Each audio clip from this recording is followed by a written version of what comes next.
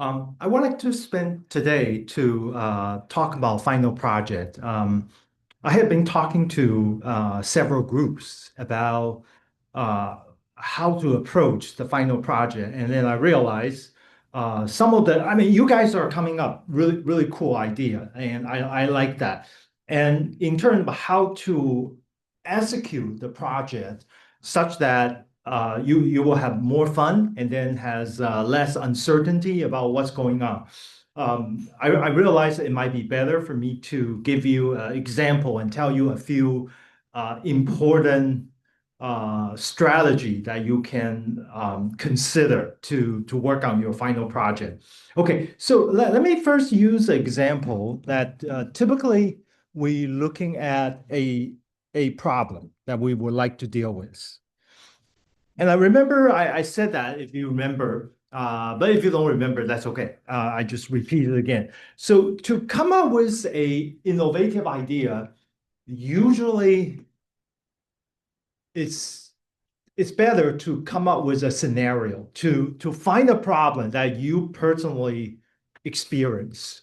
And then leverage that, and you can convert it to a digital service. So I'm going to going through an example today, which something happened to all of us recently. And I feel this is a great opportunity. Let's try to turn that into a new service, which is innovative. By the way, the example I'm using today, feel free to use that as part of your final project ideas. I'm going to use the recent the what I call traffic incidents.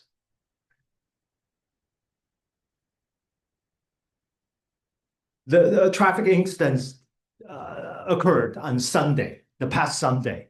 I mean, this is about literally about 5 minutes walk from where we are right now. I mean, just I assume everybody knows about this. I myself, I kind of walked through that part of the campus about half an hour after the event occurred. So it was essentially, let me just recap based on my understanding, the reading is that there is a elderly person riding a scooter, and then there's other passengers around the area, and somehow the scooter or something is lost its control or something, which is bump into lots of other scooter parked there and then injured several people and causing one elderly people um, basically just the life got taken away. Okay, so it's definitely a tragic event. So let me just recap everything I just said here. Maybe I didn't catch exactly, but an elderly rider lost control and and also killed one another elderly person. Okay, I'm just using this as a starting point. Okay, so we actually have this one. And then what can we do? I mean, whenever as a programmer, just be honest with you, as a programmer with social responsibility, I would use a social responsibility because we have the skill. As a programmer, you really have the skill to actually change a lot of things in life, in real life, to help people to prevent tragedy from happening in the future. So you always think about what can we do? What can we do? What can we leverage our skill? Meaning that how do I model the information? How do I model the information and say model the relevant information and think about some of the service. Think about some new services such that we might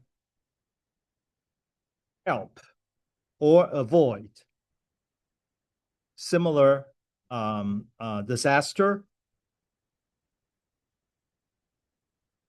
in the future. Especially that this is very important for us because This is near our campus, which we really want to see if there is a way we can boost our the safety around NCKU. So just to let you know that this was one of the earlier time when I taught the same course at UC Davis. I remember that was my midterm exam. I forgot which quarter, which quarter actually. Yes, UC Davis quarter system. The midterm exam is that we had a serial killer, random serial killer,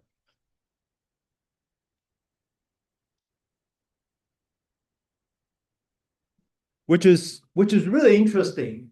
The week before the midterm exam, or maybe 2 weeks before the midterm exam, there is a serial killer that killed 3 persons, including one computer science, graduating computer science major. So he's a computer science major, and he's one of the star student, one of the best student. He's about to graduate to went on for his very promising career in Silicon Valley, but he was killed a couple months, maybe a couple weeks before the graduation ceremony. So you can see that was what do I mean by serial killer? It means that he killed more than 1 person. In that case, he killed 3 persons. I would say he intended to kill 3 persons, but he really only killed two. But then the other one is seriously injured. Okay, so that was an event, and it's random because these 3 cases they're kind of irrelevant to each other. And then how do we deal with that situation? So my midterm exam is dedicated to that tragedy that happened over there. I said, well, as an object-oriented programmer, how do you help? How do you actually model the information for us to be able to catch such a bad thing? In fact, during that time, you can think about that 7 days.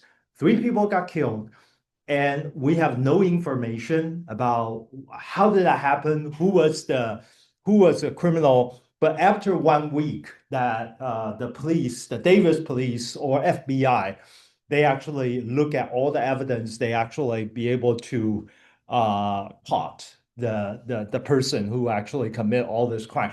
It turned out to be that event, by the way, changed my thinking about university. The the person who killed, you can still look online. You should be able to find it. Was also a UC Davis student, but he didn't do well academically. He got expelled from the university. He got expelled means that he because his academic performance, not because other thing, okay, not because he did something morally bad, but it's just because he got expelled academically. And um, and then it turned out that he has a lot of bitterness and hatred in his heart, and such that he decided to did such a horrible thing. So that kind of changed my view a lot about education. I mean, what's the purpose of our education, and I mean, so I'm very sensitive to the pressure that the student experience, because I think we need to give student pressure so you will do well, you will learn well. But on the other hand, we're all different, and some of us may be more sensitive to those, and sometimes is to a point that it might have some kind of bad thing happen. But anyway, that was an interesting midterm exam. It's a random serial killer, and it was a sad but interesting event that we actually encourage. I was teaching all computer science major at that time. So it was interesting when we lost one of our best, and think about, well, how do we see if we can contribute to as a social responsibility.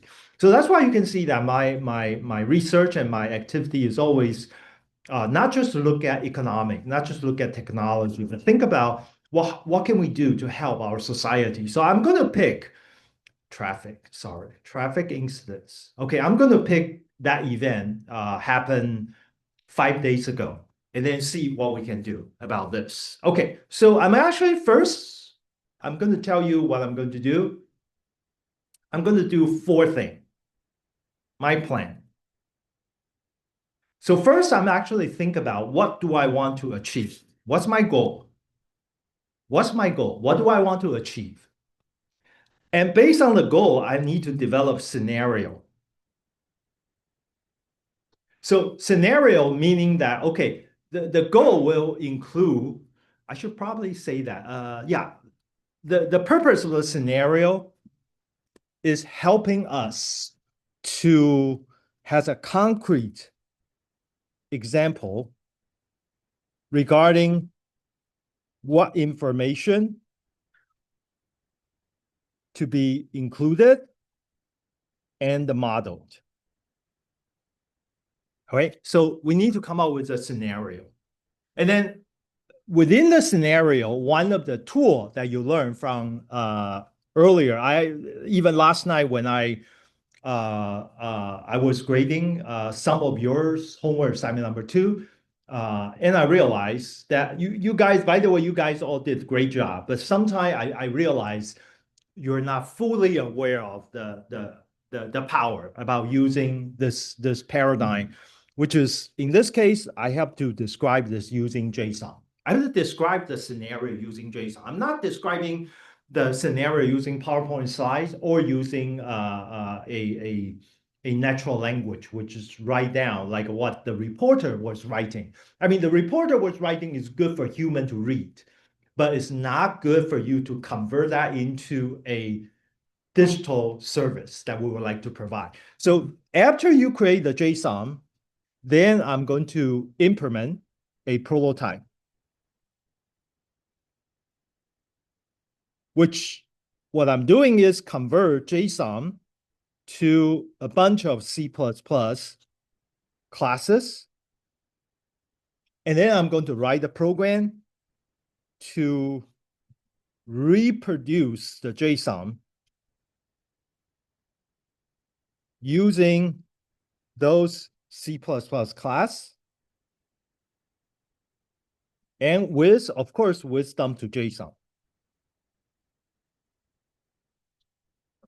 Okay, so if I can do this, then the last one is I call it correctness check or consistent check. I call it correctness, which means that your JSON from scenario should be equal to the JSON from your implementation.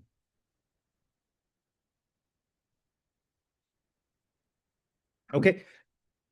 Okay, this is the cycle. This is an important cycle. Then I should say, then you evaluate the whole thing. Let me do this. Then you evaluate the whole thing.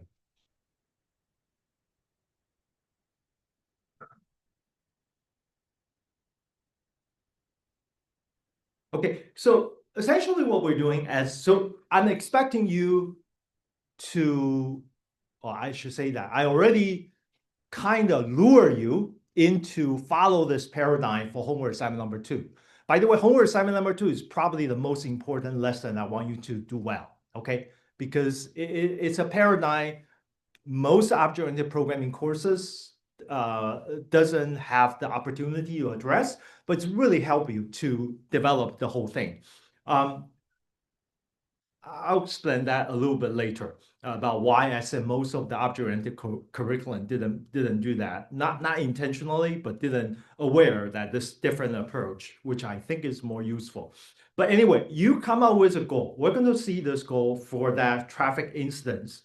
And then we come up with a scenario example about how you can avoid those kind of situation. Based on the goal, you develop a few scenario. And then you implement this to be a JSON, and then convert that JSON to C++. And then you provide implementation, and then you come up with the implementation, you run the program, and you realize If this JSON happened here, let me actually put a color, is equal to this JSON over here, if they are equivalent, if those two JSON are equivalent, then I argue that your program is probably correct. Your program is probably correct, meaning that if your scenario is correct, you're on the right track to really implement the program to help you to settle on the goal. Okay, so this is the step number 2 to step number 4. Those 3 steps is essentially I asked you to do for homework assignment number 2. But your project is actually going to do step number 1 to step number 5. That's the difference. Okay. And if I actually got something which I believe to fulfill the goal, then the last part I want to say, hey, whether I set the goal correctly or based on the goal, I set the scenario correctly. Okay, then you expand to that. Okay, I'm just first I want to tell you that why this is different. Let me first tell you. Then I'm going back to the traffic instance case. So the first, there are 2 instructional approach to OOP. Okay, there's 2 way to develop object-oriented programming. The traditional way for C++ is I actually focus on classes. I try to see, well, how do you actually declare a class? And then based on the class, you put a bunch of classes, and then you start to use those classes to solve a problem. Okay, this is a typical way. So you kind of the first thing you will think about is not think about the scenario, but think about, well, you might think about some scenario, but the first focus is you want to develop the class. You want to declare what's the constructor, what's the attribute, what's the virtual function. You basically think about those. Okay, you think about, well, how do I do inheritance? There is nothing wrong about this. Well, the other approach is, well, let me tell you that why sometimes I don't like this approach. Maybe I tell you first the other approach is think about object first. Think about what kind of objects you like to have. And think about that from saying, well, whether this object put together will help you to solve a problem. And then from the object, then you start to think about, okay, what is the class I should have based on the object. So the thinking is a little bit different. The major difference is that the classes, usually when you define the classes, you have I will put it down, you will have a rough idea or maybe an idea which is not fixed yet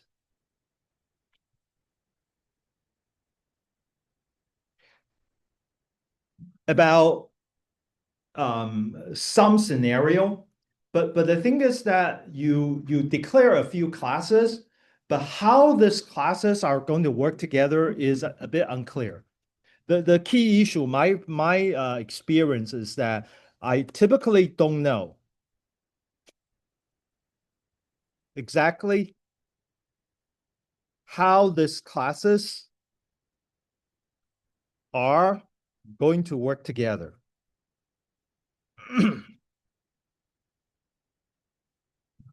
I mean, for example, I declare a class called person, and I declare a class called GPS, and I declare another class called thing, and I declare another class called transaction. You kind of know each individual correctly, but how exactly they're going to work together is usually not clear when you try to write object-oriented programming, because object-oriented programming is not writing a single class. The classes need to work together.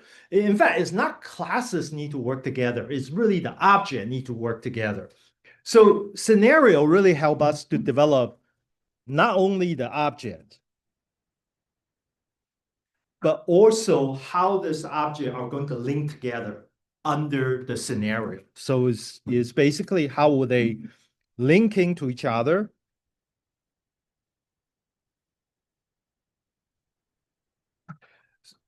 this is really important point. You want to learn, when you want to design a system, you want to have a way to using those scenario. By the way, there's infinite number of scenario, at least a huge number of scenario in a typical system. But come up with a few key scenario help you to start thinking about object and classes. And by the way, this process can actually change like a cycle. You can do this again and again and modify. So each of the scenario will help you to construct object. If you can, whenever I talk about scenario, as you can see in homework assignment number 2, you will come up with a bunch of JSON, to actually for you to capture everything you want to represent in that scenario using a formal language to describe it. And then once you have this formal language, essentially you have a bunch of objects, but we're just using JSON to represent those objects. And from there, then the goal is for you to understand the relationship between classes. And then from there, you can turn that. Well, I'm not saying you cannot do the same thing with the first approach, but in my experience, it will be harder. And it will be even harder when you want to modify. Okay, so if you think about this, when I have a classes, if I want to modify, say, hey, I have a new scenario, I want to add a new thing. But when you add a new thing, you have to realize when you change one thing in C++, you're going to change a bunch of other things that are related to that particular class. But if you want to change something, I would rather we start from the object. We want to change this object. So we actually evaluate when you want to make a new thing. And we want to say, wait a minute. Is this scenario still okay if I change the information this way? And from there, you can actually regenerate classes. And then this becomes the step 2, 3, 4 that you kind of turn around. Eventually, you have a correctness in terms of working on the whole thing. Okay, so that's high level. Now let's look at the example.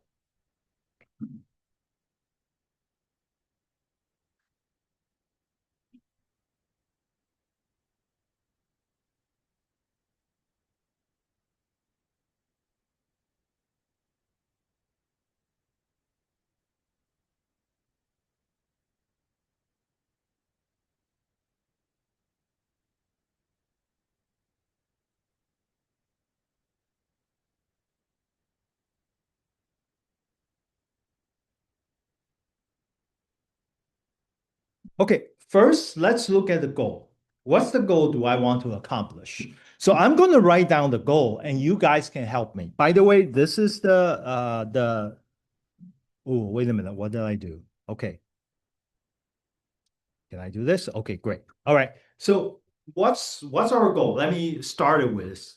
Okay, I'm actually imagining a services to say, hey, there is certain risk for I would call it a risk score.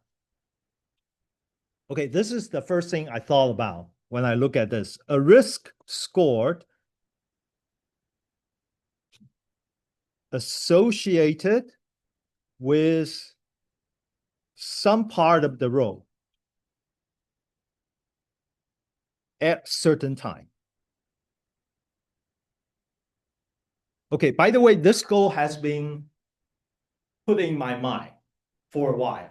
So I can actually convert. Since Sunday, I was actually thinking, okay, so I'm thinking, okay, what's the things I can change in order to avoid future incidents? I was thinking about, well, if I know there is, I mean, let me tell you my example. The way I first thought about this is from this example, is that, well, if I know, if I myself,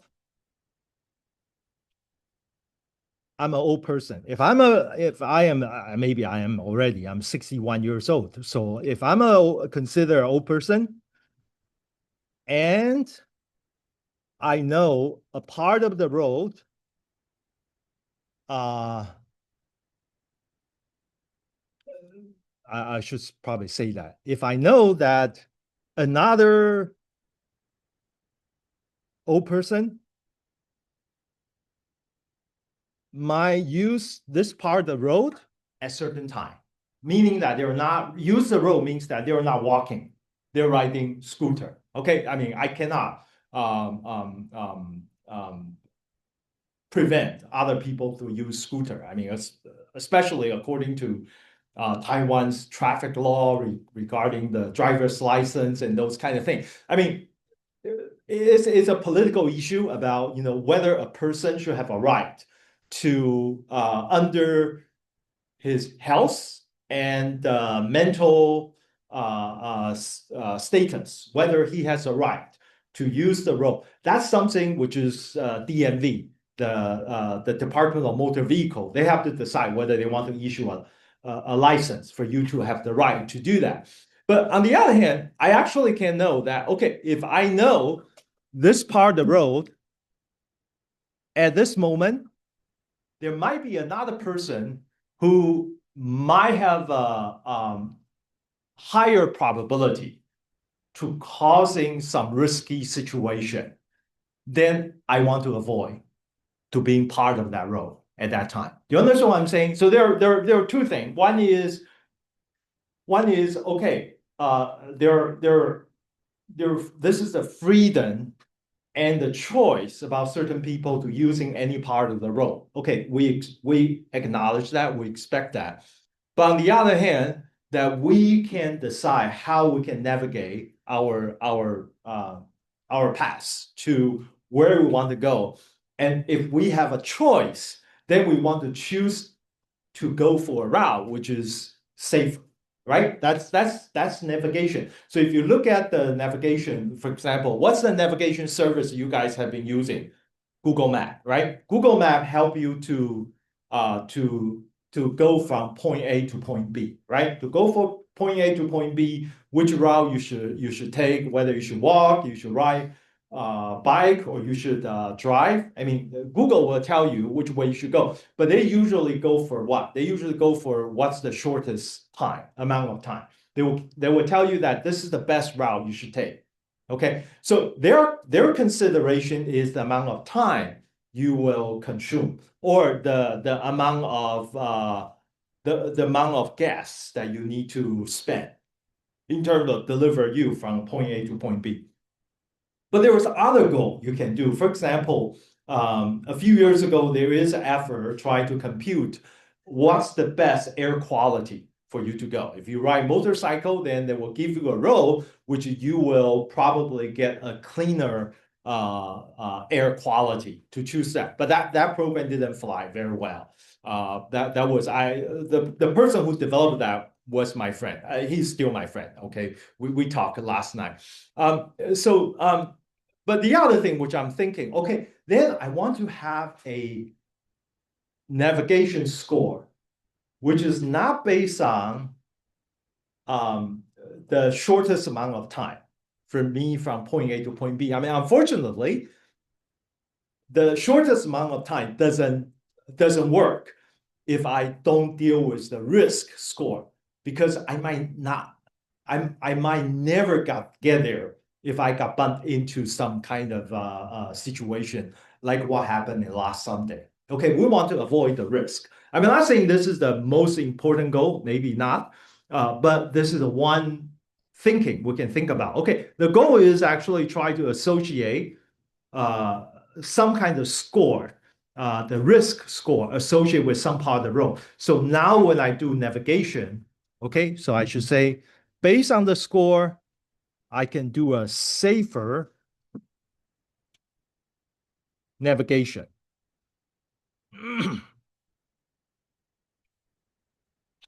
Navigation. Okay, so that's my high level goal. So now let's actually look at the information. So let me do this. What is the information involved? Before I start writing JSON, let's actually think about something easier first. If I look at the information involved, you guys need to help me, because what I'm going to write is not going to be 100% comprehensive. So I'm going to say, hey, I need to know each of the person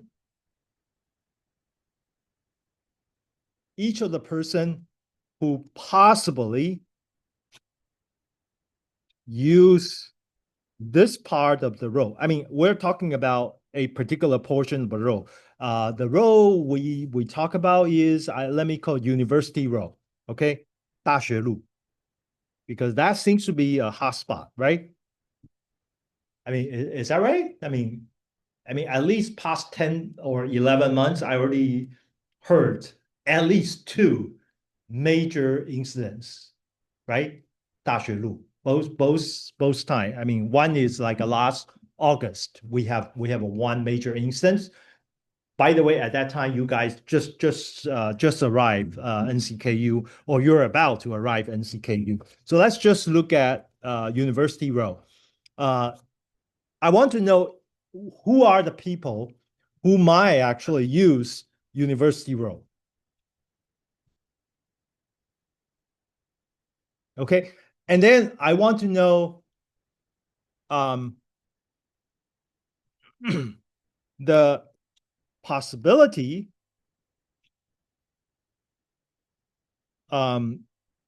for each of the person, I would say just each person, the possibility of each person to be out of control. Out of control, I'm talking about out of control of a this should be either a scooter. How do I spell scooter? Like this? Okay. Scooter or bike or a vehicle, a car. I mean, I'm assuming somebody who is walking is harmless. Okay, I'm just talking about somebody with a vehicle. Okay, and then of course this out of control situation is at certain time. Okay, so this is I want to know each of the person and the possibility of or likelihood of each person who might be out of control at this time in this location. All right. So now we can okay, I probably should not use University Row. I should use any part of the NCKU campus. This is more general, such as University Row. Okay, if I know this two information, then I want to I ask myself a question is, if I decide to walk from Zhiqiang campus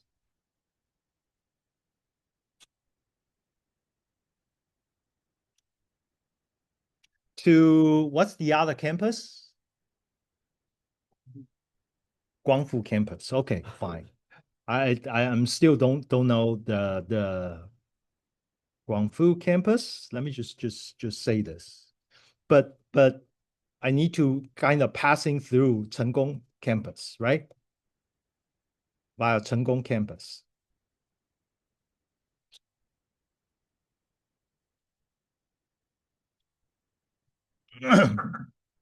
So, okay, I need to decide. I'm going to walk from Ziqiang campus to Guangfu campus, and via in the middle is the Chenggong campus. I could be wrong, but I'm just assuming this is the right geographic relationship. Okay, if I decide to walk, then essentially I need to choose a road. I need to choose a path with the lowest risk score. Okay, does that make sense? Let's look at what we want to accomplish. So what we want to accomplish is try to provide a safer navigation. And assuming I know all the person, that means all the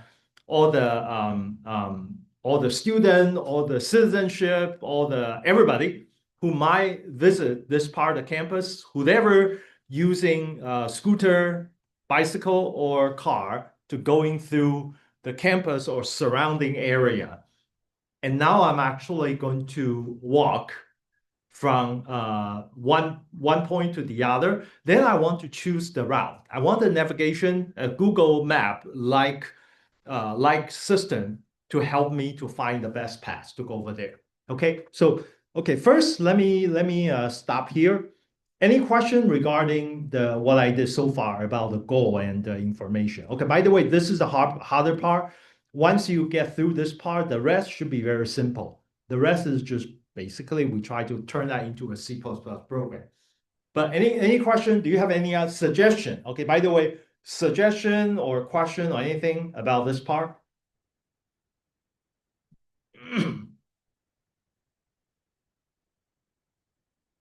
Okay, first let me ask you, uh, if I give you this kind of things, do you think it will help?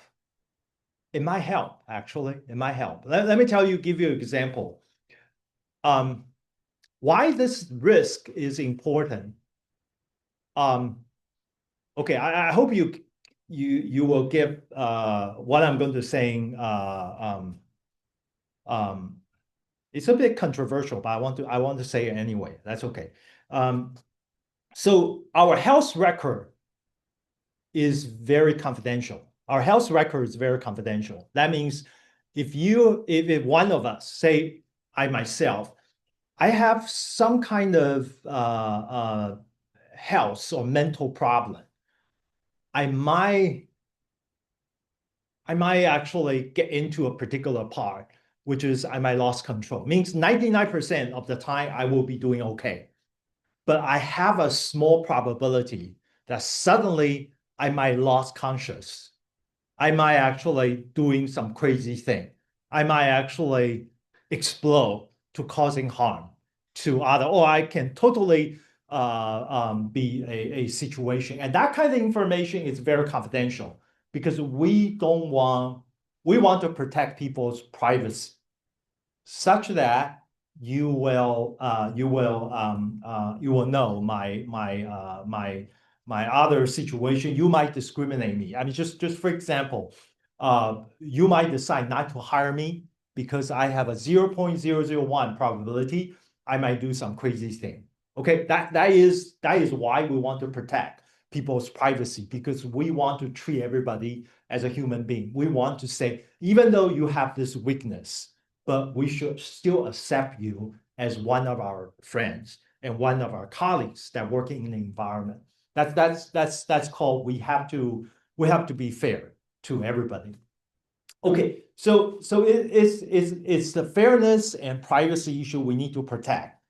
However, for this case, I have a different way to process that information is that if I can design a system that you can reveal your situation not to anybody else, but to a computer program who can calculate the risk. So essentially, I don't know why this part of the road at this time is actually somewhat dangerous that you should avoid. But the system knows it's because one or more of the employee or student on this administrative unit that they might have a small probability. And that information can be calculated. So you only know that this route is actually dangerous, but you don't know why. You don't know whether it's due to some kind of mental situation, that kind of risk I mentioned, or is because there are more drunk driver or elderly driver who actually like to use this part of the road, or they might like to use this part of the road at this time. So that is information which is we can balance between protect somebody's individual private information, but statistically we can aggregate this information such that we can actually help our safety in general when you want to walk around the campus. Okay, so the other thing is that there's a lot of deep concern about this. For example, will this isolate a person from other people? That's why I'm not trying to put the risk about a person, but the risk about when the person is controlling a moving vehicle. It's whether he's driving something or he's riding a motorcycle. It's only that when we need to deal with that. In the future, by the way, in the future, we believe that we will have all autonomous drive. When you have autonomous drive, then this concern might not be available anymore. But before that happens, which we don't know when will level 5 autonomous drive will occur. Okay, that's a lot of other AI challenge we need to deal with. But before that, we have to associate when this vehicle is under control of a person, that's actually with very small probability to actually lost the control about the vehicle he's controlling. Then essentially we need to calculate the score, and we should actually calculate the score to make a recommendation. Okay, so that's kind of the goal and the information we're talking about. Okay, any question? All right, so now we're going to develop the scenario based on what I just said. By the way, anytime if you have any suggestion, any thought, please just let me know. Okay. Um,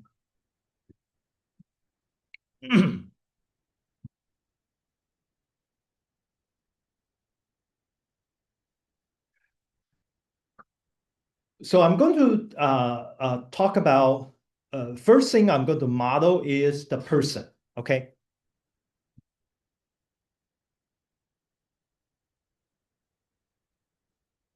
I'm going to first model scenario as a person. And the thing is that, of course, we can use our, already we have done this person.h, right? But under the scenario, the original person.h class is probably not enough. We have to have something else. We have to some information so we can calculate the risk itself. Okay, I'm actually going to use risk. By the way, before I use risk, I was thinking about using something like the age.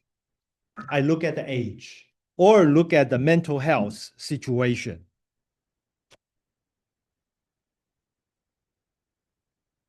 I have the age, I have the mental health, and we can model that. But on the other hand, I realized that there were just so many things that we could potentially factor into some of these mental health. I mean, for example, the other kind of risk is that, well, there is a NCKU EE student and who is a freshman, just like all of you, and then but you're in the finals week, and then of course your mental pressure will be higher, right? So when you're in this week, next is this week finals week or next week? Next week. Okay, next week, don't walk. Okay, stay at home. All right. No, I'm just kidding. All right. So, I mean, finals week, that sometimes is create a lot of pressure. I mean, by the way, you guys are here to be educated. You're not here to absorb too much pressure. I want you guys to be happy. I'm not just your professor, I'm the dean of the college. So I want to make sure that you guys are happy. I mean, I want to share with you one thing which I feel sad deeply is one of the day while I was at UC Davis, I opened the door and then I saw like a 3 police car parked in front of my door when I want to go out to work. I still remember that day. I said, wait a minute, what did I do wrong that the police car is in front of my house? It turned out that was a finals week at UC Davis. And the house across the street from my house was actually 5 students lived there. And one of the students committed suicide because of the pressure in the final exam. Okay, that was horrible because I saw that student, he's smiling, he walked out of the room. He actually seems to be a really happy, polite person. But he has something which is very internal that he just feel too much pressure and he commits suicide. Okay, so I mean that to me is something which is really sad. A I feel that academic pressure should never push a person to that level of stressfulness and risk. So therefore, just let you know, you should. I know we're all different uh, personality. We're all different sensitivity to different kind of information or different kind of pressure. If you guys feel pressure, please ask for help. And you're always welcome to talk to me. Okay. And then I will, if I cannot help you, I will try to find some other people to help you. Okay. So this is important that the risk sometimes is related, associated to somebody's mental status, or sometimes it could be really short term. I mean, you might be a perfectly happy person, but you will feel really, really depressed during next week. Okay, especially this is probably your second semester coming to college. And I don't know. I mean, what will happen to you? I remember when I was a new student, I got a lot of different kind of feeling over there. Okay, so okay, I'm going to stop here, and after come back, I will continue this risk.